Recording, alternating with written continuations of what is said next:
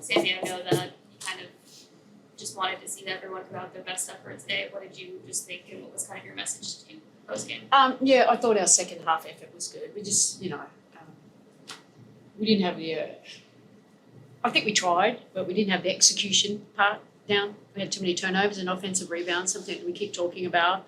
I thought the second half will, way better. I think you saw a way more connected team, and it was good to go to the bench, and they played really hard. So, these two were out there doing their thing, and it was good to get everyone, playing. We won the second half. If anything, that's a good thing, and but still lots of work to be done. 17 offensive boards still. It's not a great stat for us when I look at it. JJ, why do you think you guys were better in the second half than the first half? I think we stopped turning the ball over. I think we exploited the matchups that we wanted to exploit and were intentional about it. And I think we were on the same page, and if there were things that we didn't like, we came together, we talked about it, we tried to problem solve it in real time versus waiting to get back into the huddles during timeouts and stuff. So, yeah. Sandy, I know JJ's a really good 3-point shooter, but I guess what did you think of her shot selection tonight? Did you want to see her try to get inside more? I know they were clogging the paint. Yeah, we tried a bit of both, obviously. We love JJ shooting threes, and she knows that, but we also know she's a big target inside, and we were trying to get her in some of that action as well. And I thought she was really aggressive, even taking the ball off the dribble today too, like being assertive and being really intentional and not, just go and then make reads when he got there. So I thought overall it was the right mindset that we want, and that's what we need. We do need that. We posted Emma up a few times there, and we need that post-up action as well as obviously shooting threes. We'll go over to Zoom, starting with Jeff. Thank you. Hello all. Sorry to go your way today. Sorry. Okay, sorry. How can you fix this question will be for Jonquel. How do you guys fix the turnover problem at this point? Is it a case of developing chemistry with a new combination still, or is it something deeper you have to dig through over these last 7 games? Honestly, I feel like a lot of the ones that we had, especially in the first half, were just like stuff that normally doesn't happen for us in terms of just catching the ball. And I even had one where I popped and I tried to catch the ball slipped out of my hands, and I think those are the ones that more than anything we have to make sure that we don't have, and that way we have a little bit more leeway to be a little bit more aggressive with our passing and different stuff like that. But when we have the simple turnovers like that, you get a little bit tighter with the ball because you don't want to turn it over and stuff like that. So I think it's just us just being a little bit more focused, a little bit more locked in, and I think we can do a better job with that. Appreciate your time. Safe travels. Jackie. Hi all. Maybe I'll start with you. Earlier this week, when we talked to you after the Minnesota game, you told us that the team is unstoppable when you all play together. I guess I'm just curious, since that mini game, why you think it's been so hard for this group to play together. I think honestly it just starts on defense. I think we preach about that a lot. Knowing that teams are coming after us, we just have to give more of that effort and that energy on defense, because once our defense is great, then offense just comes easy for us, So I think it's mostly just about effort, giving it for 40 minutes and not doing it for only one half, So I think it's just effort for 40 minutes. I appreciate that. And Sandy, for you, I guess how would you compare and contrast these two losses against the Sky and the Dream?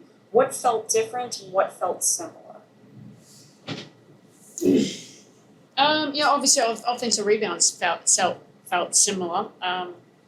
Just how easy it was, just how their intent. But we need to get more pressure on the offensive rebounding as well too. I just thought Talbot and Beck's the only two that really go there. So we've got to find more energy to put, hit the boards down that end as well too. But just our lack of blocking out. A defense might be okay and then we don't finish it off. And that's really what hurts us. It's kind of deflating.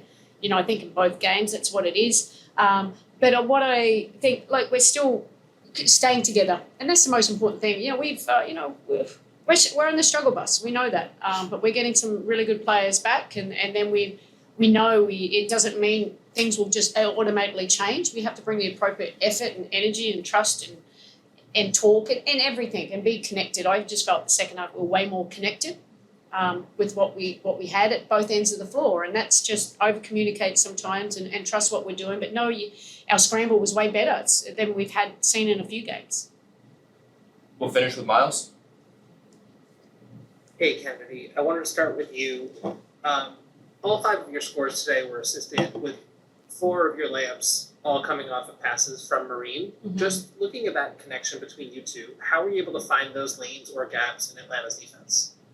Just knowing that when I catch the ball, I have to be aggressive to attack the basket, just looking at the matchups that I have. But yeah, just knowing that when MJ's ball handling, she's always looking for her teammates, but also we want her to look for a shot a lot as well, because when she's at her best, I feel like everyone else is at their best too. So I think she just did a great job being more assertive in the second half, because I feel like we all struggled in the first half, but I feel like we just did a good job of just being more assertive offensively, defensively, and we just have to put it all together for 40 minutes. Thank you. And then Jonquel, there have been 8 seasons total in WNBA history where players have attempted 100 threes and made at least 46%. You're on pace to do that, and you've also been one of the 8 players that has already done that before back in 2018 in Connecticut. So how has both this team and your own preparation put you in such a position to succeed shooting the deep ball?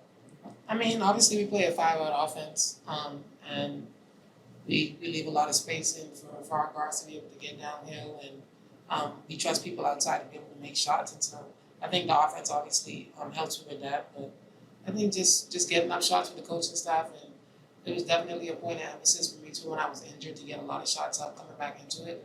I think it's translated well. It's kind of showing all the work that I did before I got back on the court. Katie, you guys are in 5th in the standings, 2 games behind Atlanta now, and lost the tiebreaker if the season ends today.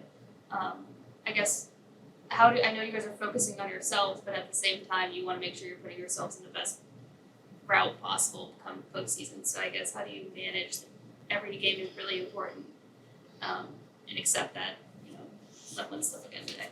Yeah, I mean, we have to go into the next 8 games with the mindset to win every single one of them. Sandy mentioned it, how we're just in a tough spots, but we have to really just stick together and really want to win, basically, just to be in a better seating, I guess. So